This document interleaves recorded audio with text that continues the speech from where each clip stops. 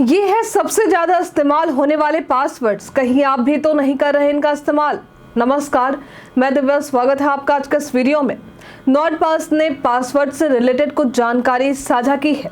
दरअसल इन्होंने सालाना टॉप 200 सबसे कॉमन पासवर्ड्स की रिसर्च का 6ठा संस्करण जारी कर दिया है, जिसमें 44 देशों में इस्तेमाल हो रहे सबसे कॉमन पासवर्ड्स के बारे में जानकारी दी गई है।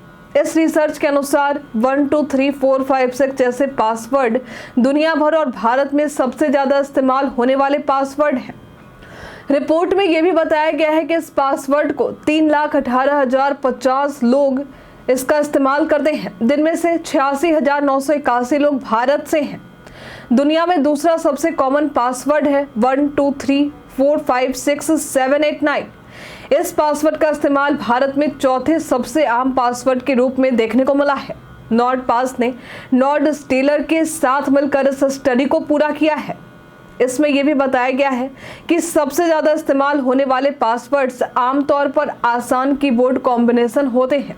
फोन या लैपटॉप से कीवर्ड देखकर लोग कॉम्बिनेशन बनाकर फिर पासवर्ड बनाने की कोशिश करते हैं, जैसे QWERTY या 1Q2W3E4R5T। ये सभी फोन या लैपटॉप के कीबोर्ड के ऊपर के कुछ अल्फा न्यूमेरिक होते हैं। भारत में भी इसी तरह के पैटर्न देखे गए हैं। अब कई लोग अपने पर्सनल और प्रोफेशनल काम की वजह से भी कई पासवर्ड्स रखते हैं, लेकिन इतने सारे पासवर्ड्स को मैनेज करना आसान नहीं है। इसलिए अधिकतर लोग ऐसे पासवर्ड्स का चुनाव ही करते हैं जो आसानी से याद रह सके। लेकिन याद रखें, ऐसे पासवर्ड को क्रैक करना भी आसान होता है और साइबर अपराधी इसी ताक में बैठे होते हैं। इसलिए इस तरह के आसान पासवर्ड्स को लगाने से बचें।